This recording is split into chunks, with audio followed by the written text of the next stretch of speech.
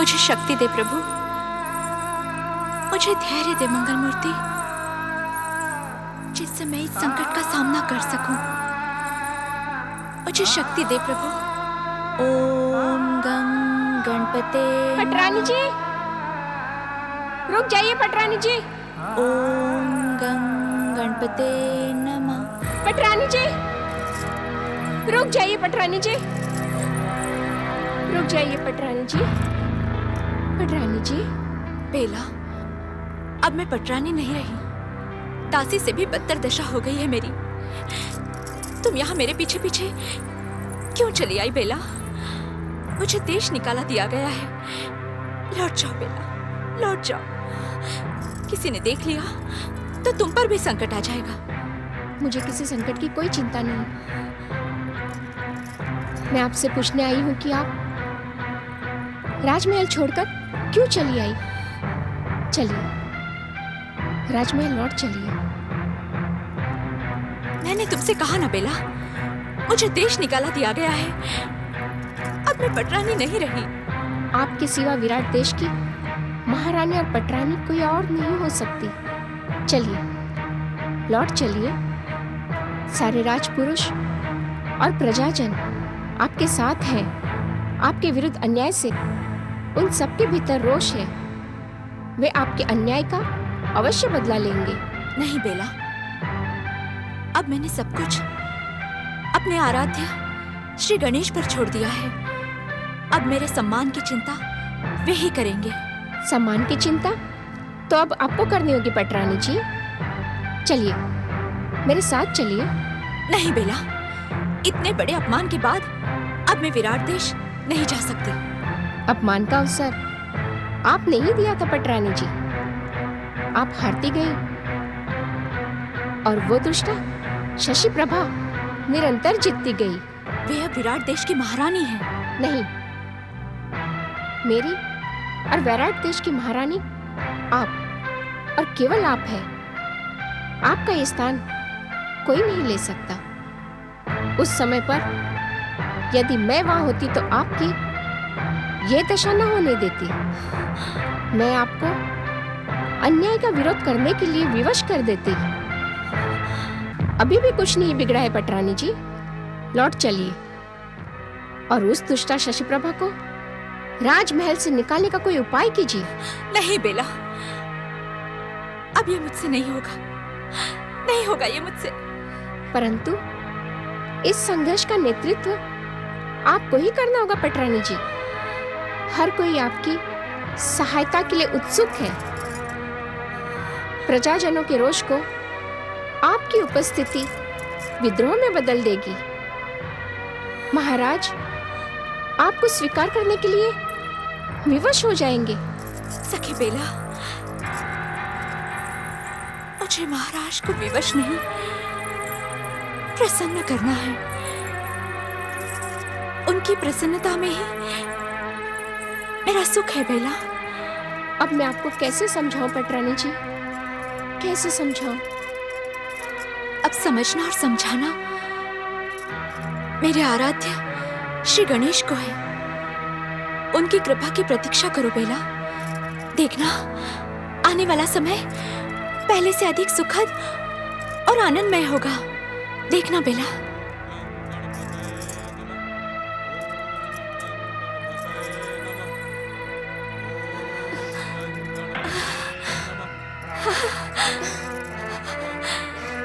तुमने सुना बेला? श्री गणेश की भक्ति के स्वर मेरी सहायता करने के लिए आ पहुंचे हैं। मंगल मूर्ति चाहते हैं कि इस संकट का अंत करने के लिए मैं उनकी भक्ति का आश्रय लूं। आओ बेला, मेरे साथ आओ। हम दोनों मिलकर श्री गणेश की आराधना करने वाले उस भक्त को ढूंढते हैं। आओ बेला, आओ मेरे साथ। जय जय श्री मां गणेश। आप धन्य है मंगल मूर्ति और धन्य है आपकी भक्ति। गणेश दास के पावन स्वर से प्रेरित होकर महारानी कीर्ति और बेला स्वयं ही उस ओर जा रही हैं। अब मुझे प्रेरणा देने की क्या आवश्यकता? अब तो मुझे उस दुष्टा शशि प्रभा को सावधान करने के लिए जाना होगा। जय जय श्री मां गणेश। ओम गं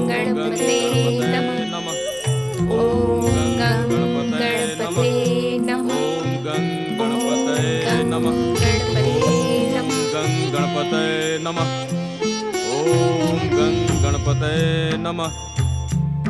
ओम गं गणपतये नमः। ओम गं गणपतये नमः। ओम गं गणपतये नमः। ओम गं गणपतये नमः। ओम गं गणपते नमः। ओम गं गणपतये नमः। ओम गं गणपते नमः। इस महल का हर कर्मचारी हमारा दास है, सेवक है। हम अपने सेवकों को प्रसन्न देखना चाहते हैं, न कि उदास और निराश। यदि आप इसी तरह हमारे सामने मुंह लटकाकर खड़े रहोगे तो कीर्ति के समान वैराग देश से बाहर निकाल दिए जाओगे। उदास और निराश रहने वालों को इस राजमहल में कोई स्थान नहीं है। नहीं, महारानी की जय हो। महाराज और राजपुरोहित हरिचरण जी अभी पधार रहे हैं।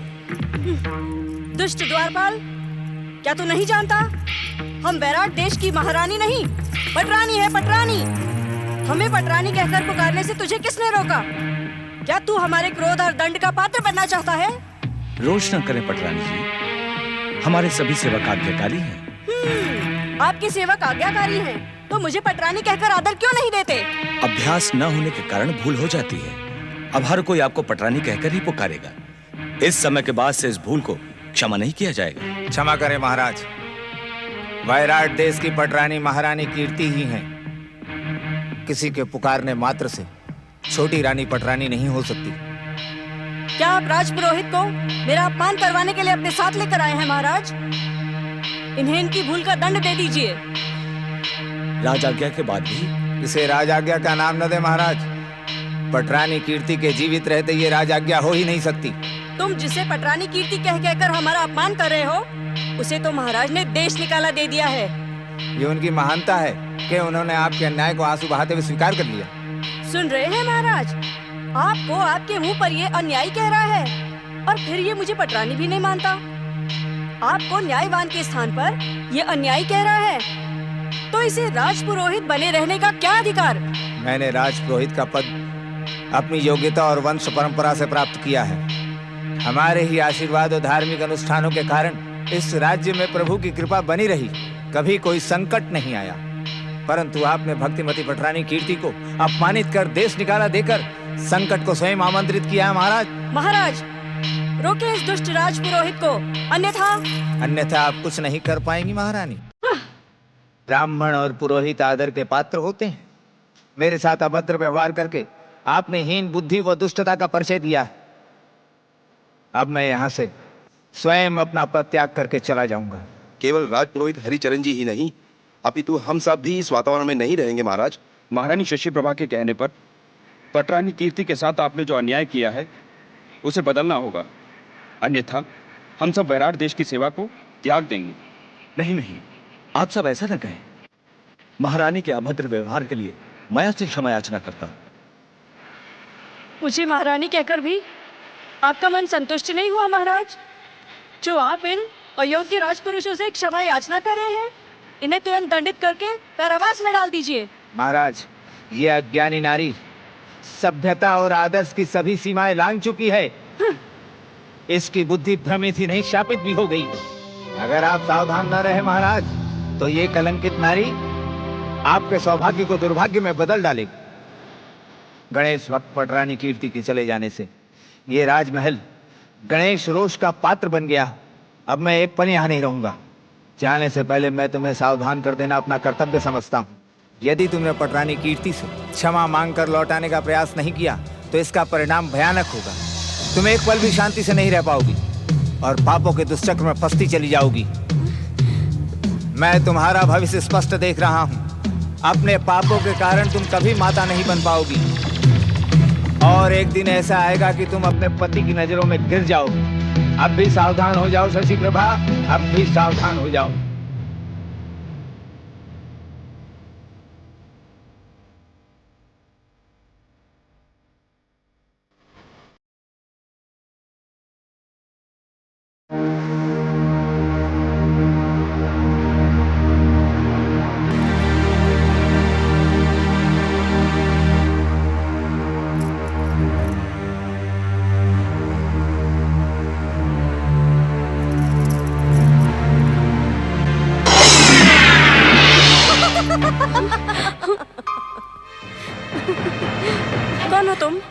नहीं पहचाना? मैं तुम्हारा आक्रोश हूँ, अभिमान हूँ। आज तुम्हारे कारण मेरा अपमान हुआ है। भले ही तुम अपने रूप के बल पर महाराज शशिवाहन को प्रसन्न कर सकती हो, परंतु प्रजाजन और राजपुरुष उसी दुष्टा कीर्ति के साथ हैं। जानती हूँ, भली भांति जानती हूँ। उसे अपनी पटरानी मानने वाले राजपुरुषों और प्रजाजनों ने तो आज महाराज के सामने मेरा घोर अपमान कर दिया। और तुम अपमान सहती रही? और क्या करती? इतने सारे राजपुरुषों और प्रजाजनों का विरोध विद्रोह का रूप धारण कर सकता था, परंतु मुझे अपने महाराज पर पूर्ण विश्वास है। जिस पर तुम्हें पूर्ण विश्वास है, वो तुम्हारे घोर अपमान के बाद भी सुख की शैया पर आनंद की नींद सो रहा है। ये पुरुष है, इस पर विश्वास करती हो ना तुम? अरे जो अपनी पहली पत्नी कीर्ति का नहीं हो सका, वो तुम्हारा कैसे हो सकता है? ये क्या कह रही हो तुम? महाराज सिर्फ मेरे हैं, मेरे। ये भूल है तुम्हारी। यदि तुमने इस भूल का सुधार नहीं किया, तो तुम अपने साथ साथ मेरा भी बार बार अपमान करवाओगी। सुधार? कैसा सुधार? अपने विश्वास को अपना बनाने का खेल खेलो। वो कैसे? अपमान का वास्ता देकर इस महल के साथ महाराज शशिवाहन का भी त्याग कर दो। त्याग? हाँ हाँ, त्याग।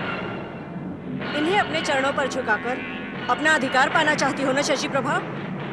तो जो मैं कहती हूँ वैसा करो, त्याग कर दो इनका।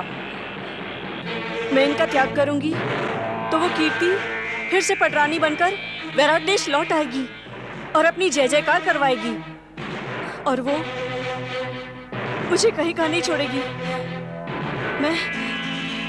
मैं महाराज का त्याग नहीं कर सकती। हाँ, तो मैं तुम्हारा त्याग कर दूंगी।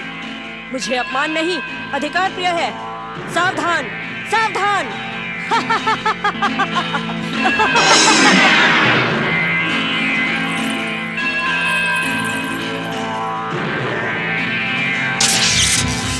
जय श्री महागणेश।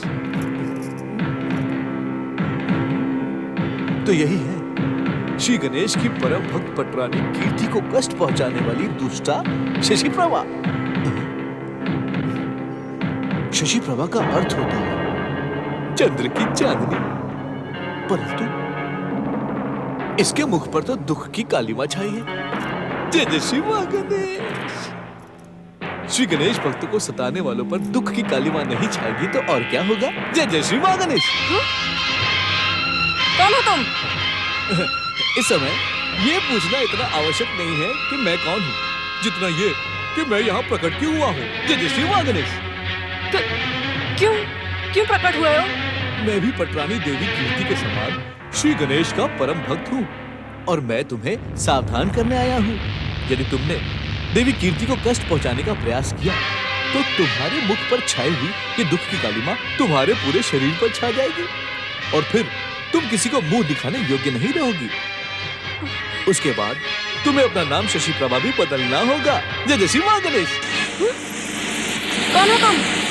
तुम मेरा नाम कैसे जानते हो? जय जय श्री महागणेश। मैं केवल तुम्हारा यही नाम नहीं जानता, वो नाम भी जानता हूँ जो तुम अपना स्वभाव ना बदलने के कारण रखवाओगी। काली प्रभा, दुख की काली प्रभा। महाराज, महाराज। श्री गणेश की इच्छा होने तक वो नहीं जागेंगे। एक बात तुम और सुन लो शशि प्रभा। श्री गणेश अपने भक्तों से असीम प्रेम करते हैं। उन्हें कष्ट पहुंचाकर तुम अपना सारा जीवन कलंकित कर लोगी। तुम पटरानी कीर्ति से अपने अपराधों की क्षमा याचना करो, इसी में तुम्हारा उद्धार होगा। जय जय श्री महागणेश।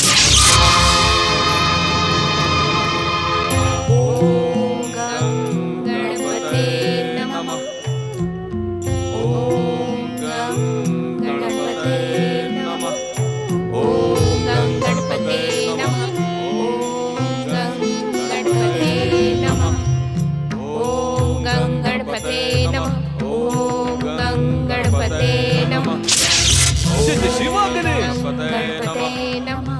ओम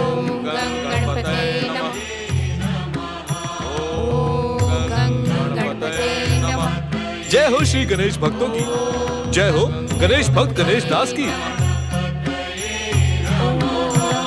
गणपते नमः। मंगल मूर्ति श्री गणेश के प्रिय भक्त गणेश दास, तुम्हारी भक्ति से प्रेरणा पाकर पटरानी कीर्ति अपनी दासी बेला के साथ यहाँ आकर श्री गणेश भक्ति में लीन हो गई।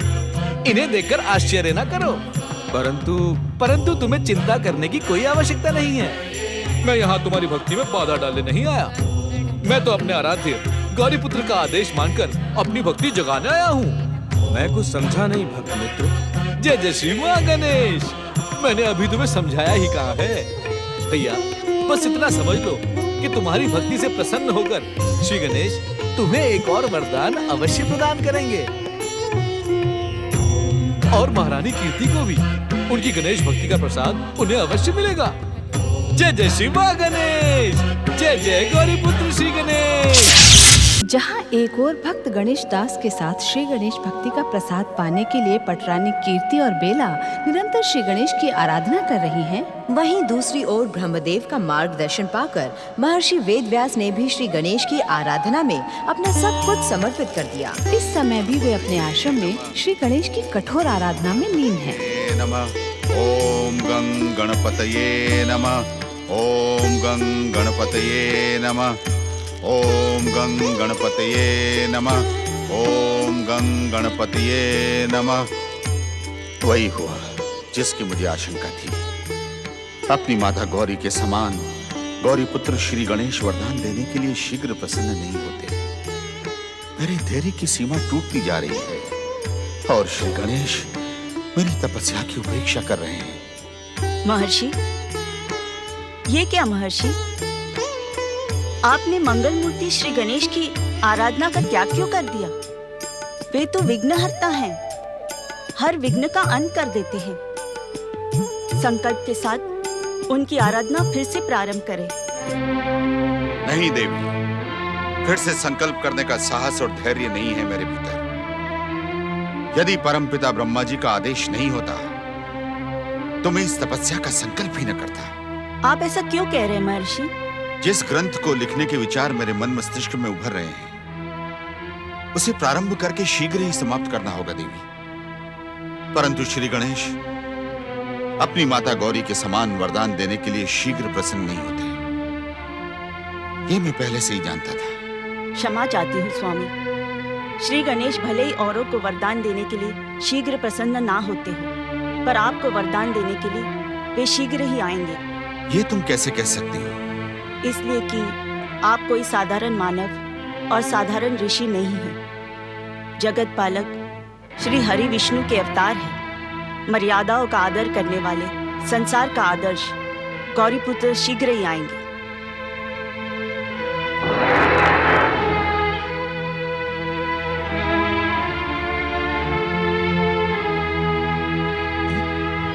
जय जय श्री महागणेश। गौरी पुत्र श्री गणेश स्वयं यहाँ इस समय? इनके कैलाश छोड़कर आने से क्या माता पार्वती रुष्ट नहीं होगी? यदि इस समय मैं उनके पास गया तो ये मुझ पर अवश्य ही रुष्ट होंगे। पूछेंगे बिना आदेश के क्यों चले आए दयासुर? वहाँ किस दुविधा में खड़े हो दयासुर? यहाँ आओ। जय जय श्री महागणेश। जय श्री गणेश। जय जय श्री महागणेश। प्रणाम प्रभु। आपको यहाँ देखकर आश्चर्य हुआ मंगल मूर्ति। आप तो जहाँ मेरा स्मरण करते मैं वहीं प्रकट हो जाता। फिर आपने कष्ट क्यों किया प्रभु? हम तुम्हें आदेश देने के लिए यहाँ प्रकट नहीं हुए हैं दयासुर। हम तुमसे प्रसन्न हैं दयासुर। तुमने हमारे दोनों आदेशों का पालन किया। परंतु मंगल मूर्ति, आप यहाँ किस उद्देश्य से प्रकट हुए हैं? माता पार्वती से यदि ब्रह्मदेव ने निवेदन न किया होता तो मैं इस समय यहाँ प्रकट न होता। परंतु क्या मंगल मूर्ति? और ये महर्षि कौन है जिन्हें आप बार बार देख रहे हैं? ये अवश्य ही कोई असाधारण व्यक्ति होंगे। व्यक्ति नहीं दयासुर, असाधारण दिव्य आत्मा। इन्हें तुम भी हमारे साथ प्रणाम करो। बड़े पुण्य के बाद ऐसे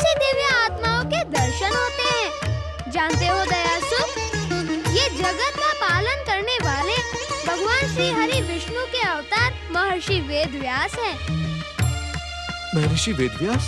हाँ, इन्होंने संसार को वेद, पुराण, उपनिषद और शास्त्रों के ज्ञान से ज्ञानी बनाने के लिए अवतार धारण किया है। प्रभु, फिर तो हमें यहाँ से नहीं, महर्षि के आश्रम चलकर उनकी वंदना करनी चाहिए। यही सोचकर तो हम दुविधा में हैं। दुविधा? ये दुविधा का रोग क्या आपको भी सताता है प्रभु? हाँ, जिसके पास जितने अधिकार होते हैं, उसके पास उतनी ही बड़ी दुविधा होती है। जय जय श्री महागणेश। मैं कुछ समझा नहीं मंगल मूर्ति। हे गौरी पुत्र, तनिक सरल शब्दों में समझाइए ना। महर्षि वेदव्यास हमारी आराधना का उत्तर न पाकर अधीर हो गए हैं। हम यही सोच रहे हैं कि एक अधीर तपस्वी को वरदान कैसे दिया जाए। जय जय श्री महागणेश। परंतु ये तो श्री हरि भगवान विष्णु के अवतार हैं। एक अवतार को इतना अधीर होने की क्या आवश्यकता? इनकी तो इच्छा मात्र से ही हर मनोकामना पूरी हो सकती है। यही तो कठिनाई है दयासुर, कि महर्षि वेदव्यास के मन में अपने अवतार होने का अभिमान और हमारे प्रति रोष एक साथ प्रकट हुआ है। अब हमें भी अपनी दुविधा का आदर करना ही होगा। एक और महर्षि वेदव्यास को श्री गणेश आराधना में अधीर देखकर गौरीपुत्र अपनी दुविधा का आदर करते हुए अदृश्य हो गए। वहीं दूसरी ओर परम शिव भक्त दैत्य गुरु शुक्राचार्य भी अधीर होकर पातालवासी दैत्यों को प्रकट होने के लिए पुकार रहे हैं। पातालवासी असुरों, प्रकट हो। ओम नमः शिवाय। पातालवासी असुरों, प्रकट हो। मैं अपनी समस्त सिद्धियों और तपस्या का फल तुम्हें समर्पित करता हूँ। पातालवासी दैत्यों, शीघ्र प्रकट हो। सर्वशक्तिमान भगवान मोहासुर की जय हो। इस युग के आगामी भगवान मोहासुर की जय हो। मोहासुर को सर्वशक्तिमान और आगामी भगवान बताने वाले कौन हो तुम? शीघ्र मेरे सामने आओ। मैं तुम्हारे आदेश की सीमा में बंधा नहीं हूँ शुक्राचार्य। मुझे प्रकट होने का आदेश ना दो। मैं तो केवल सर्वशक्तिमान भगवान मोहासुर का आदेश मानूंगा। पाताल लोक में जन्म लेने वाला हर दैत्य, असुर और दानव दैत्य गुरु शुक्राचार्य के आदेश से बंधा है।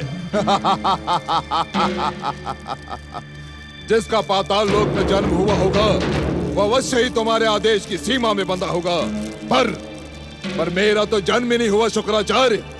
मैं तो सर्वशक्तिमान भगवान मोहासुर की अंतरात्मा से निकला प्रचंड कापालिक हूँ। प्रचंड कापालिक? ये नाम तो पहली बार सुनने में आ रहा है। मैं तुम्हें देखना चाहता हूँ प्रचंड। प्रचंड नहीं भृगुपुत्र, प्रचंड कापालिक। तुम्हारे आज्ञा से नहीं, अब हम अपनी इच्छा से प्रकट हो रहे हैं। जय हो सर्वशक्तिमान भगवान मोहासुर की। जय हो भगवान मोहासुर की।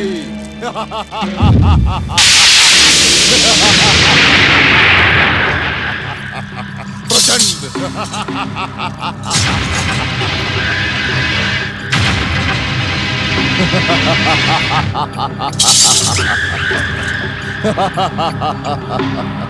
देखा तुमने भृगुपुत्र,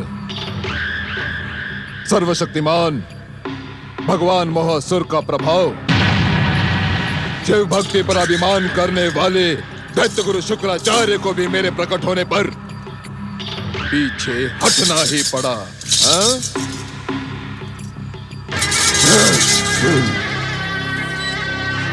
छोड़ दो दैत्य गुरु, छोड़ दो। इस व्यर्थ की शिव आराधना को छोड़ दो। शिव भक्ति तुम्हें आदर और सम्मान का अधिकारी नहीं बना सकती, कभी नहीं। हाँ, यदि तुम सर्वशक्तिमान भगवान मोहासुर की आराधना करोगे तो तुम्हारी इच्छा होने से पहले ही तुम्हारी हर इच्छा पूर्ण हो जाएगी। वो भबुद्धारी शिव तुम्हें कुछ नहीं दे सकता दैत्य गुरु शुक्राचार्य, कुछ नहीं। और भगवान मोहासुर तुम्हें सब कुछ दे सकते हैं, सब कुछ। कदापि नहीं। सृष्टि के पहले दिन से ही समस्त दैत्य जाति का एकमात्र आराध्य केवल भगवान शिव शंकर हैं। इसीलिए इस विषय में तुम मुझे भयभीत और भ्रमित करने का प्रयास ना करो। मैं तो इस संसार से भ्रम और भय को समाप्त करने के लिए ही प्रकट हुआ हूँ दैत्य गुरु। इस भ्रमित संसार को त्रिदेव और महागणेश की आराधना से कुछ नहीं मिलने वाला, कुछ नहीं मिलेगा तो केवल और केवल भगवान मोहासुर की आराधना से। दैत्य गुरु शुक्राचार्य, यदि तुमने मेरे आदेश का पालन ना किया तो परिणाम विस्फोटक और भयानक होगा।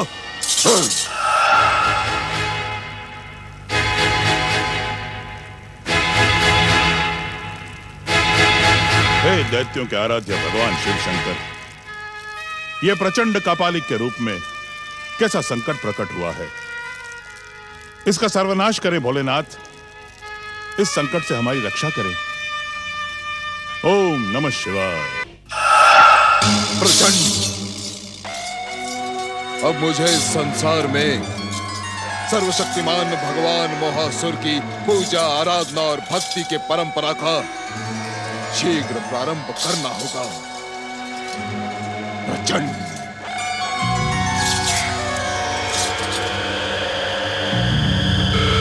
हे चमत्कारी कपाल, हे मायावी कपाल, हे विनाशकारी कपाल, बता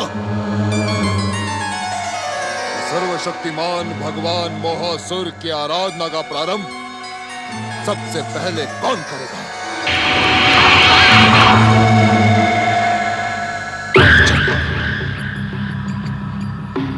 कौन है ये स्त्री जिसका चेहरा भय और आतंक से मुरझा गया है?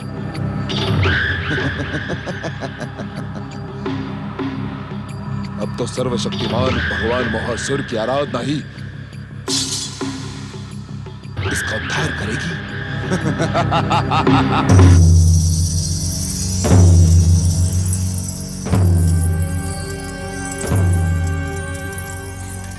क्या बात है प्रिय, तुम्हारा स्वास्थ्य? मेरे स्वास्थ्य को कुछ नहीं हुआ है। फिर तुम इतने अधिक चिंतित क्यों दिखाई पड़ रही? चिंतित? मेरी चिंता का कारण तो आप हैं स्वामी। आपने मेरे साथ विवाह करके मुझे घोर संकट के दलदल में धकेल दिया है। मैं चाहकर भी इस दलदल से निकल नहीं पा रही हूँ। ये तुम क्या कह रही हो शशि प्रभा? सब कुछ जानकर भी अनजान बनने का नाटक न करें आप। अवश्य तुम्हें कोई भ्रम हुआ है शशि प्रभा। सच कहा आपने, मुझे भ्रम हुआ है, भयानक भ्रम, घोर भ्रम। उस भ्रम के कारण तो मैं आपको पहचान न सकी। मुझ पर मिथ्या आरोप लगाने का तुम्हें कोई अधिकार नहीं शशि प्रभा। मिथ्या आरोप? किस मिथ्या आरोप की बात कर रहे हैं आप? मिथ्या और झूठ के प्रतीक तो आप हैं। शशि प्रभा, उत्तेजित न हो महाराज। ऊंचे स्वर में बात करना मुझे भी आता है। आपने मेरे साथ छल किया है। ये कैसा देश है जहाँ राजाज्ञा का कोई मूल्य ही नहीं है? आपने मुझे पटरानी का पद तो दे दिया, पर आपके राजपुरुष और प्रजाजन मुझे पटरानी नहीं मानते। आपके सामने मुझे चेतावनी देकर चले जाते हैं, डरा धमका कर चले जाते हैं। राजपुरोहित हरिचरण जी की बात को अब तक मन से लगाए बैठे हैं। वे न केवल हमारे बुजुर्ग हैं, बल्कि आदरणीय भी हैं। तिरस्कार, अपमान और उपेक्षा के योग्य व्यक्ति का आदर केवल आप जैसे कायर और भीरू लोग करते हैं, मैं नहीं। मैं अपने अधिकार छीनना अच्छी तरह जानती हूँ महाराज। मैं किसी भी मूल्य पर अपना अधिकार नहीं छोड़ूंगी। मरकर भी चुड़ैल बनकर आपके सर पर मंडराती रहूंगी।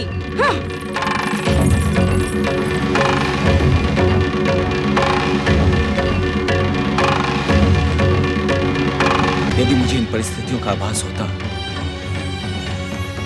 तो मैं भूल कर भी दूसरा विवाह न करता। हे मंगल मूर्ति श्री गणेश और देवादिदेव शिव, मेरे कुल की रक्षा करें। भगवान भोलेनाथ की जय। नंदीश्वर, मंगल मूर्ति कहाँ है? मैं आपकी सेवा में प्रस्तुत हूँ पिताश्री, आज्ञा करें। गजानन, जगत पालक श्री हरि विष्णु के अवतार महर्षि वेदव्यास की सक्रिय सहायता करने का समय आ गया है। उनमें जो अधीरता, अभिमान तुम्हें दिखाई दिया, वो उनकी रचना की वेदना थी, जिसके विचार उनके मन में उमड़ घुमड़ रहे हैं। शीघ्र उनके पास पहुंचकर उनकी व्याकुलता का अंत करो। जो आज्ञा पिताश्री। गणेश, जगत पालक श्री हरि विष्णु के अवतारों से तुम्हारा निकट का संबंध रहा है। हाँ पिताश्री, श्री हरि के अवतार भगवान परशुराम के आक्रोश ने मुझे एक दंत बना दिया था।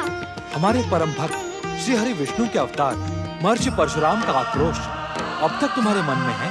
रहेगा ही। जब जब मैं अपने इस एक टूटे हुए दांत को देखता हूँ, तब तब मुझे उस घटना की याद हो आती है। सुखद अथवा दुखद? क्षमा करे पिताश्री, इस प्रश्न का उत्तर मैं आपको नहीं दे सकता। उत्तर तो मुझे मिल गया है, अब मुझे ही कुछ करना होगा।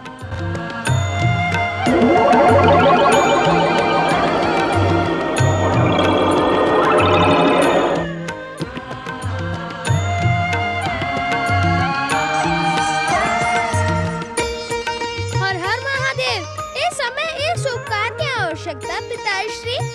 आवश्यकता है गजानन। श्री हरि विष्णु के अवतार भगवान परशुराम के आक्रोश से तुम्हारा एक दांत टूट गया था। अब दूसरे अवतार महर्षि वेदव्यास भी कहीं तुम्हारे दांत पर मोह न कर बैठे, इसीलिए अर्थात ये संसार तुम्हें बुद्धि निधान कहकर पूछता है। अपने अर्थात का अर्थ तुम्हें अपनी ही बुद्धि से लगाना होगा।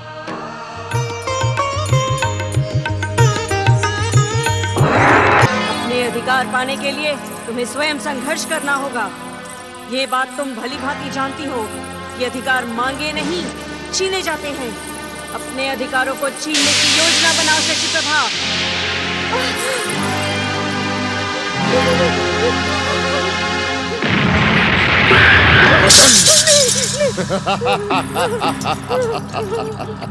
भगवान मोहासुर की जय हो।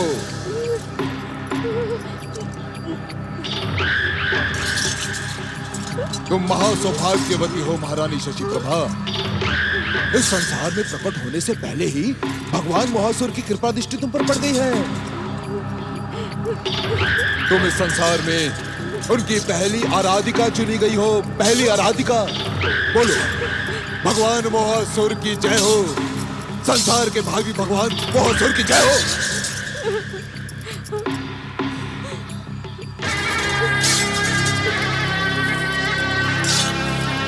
तुम भय से थर-थर क्यों कांप रही हो? हमारे साथ मिलकर भगवान मोहासुर की जय जयकार क्यों नहीं करते? क्या तुम भगवान मोहासुर की दैत्य आत्माओं से जन्मे मुझ प्रचंड कापालिक के क्रोध और कोप से नष्ट हो जाना चाहती हो? क्या तुम सौभाग्य के स्थान पर दुर्भाग्य को निमंत्रण देना चाहती हो शशि प्रभा? यदि तुम अपने प्राणों की रक्षा करना चाहती हो तो भगवान मोहासुर की जय जयकार करो। सर्वशक्तिमान भगवान मोहासुर की जय हो। शशि प्रभा, अब हमारे साथ ही साथ भगवान मोहासुर भी तुम पर प्रसन्न होंगे। वे तुम्हें मनचाहा वरदान और अटूट तांत्रिक सिद्धियां प्रदान करेंगे। और तुम उन सिद्धियों की शक्ति से अपने शत्रुओं को समाप्त कर सकती हो, उनका अंत कर सकती हो, उनका नाश कर सकती हो। आओ शशि प्रभा, हमारे समीप आओ, हमसे दीक्षा ग्रहण करो। आज से हम तुम्हारे गुरु हैं शशि प्रभा। प्रचंड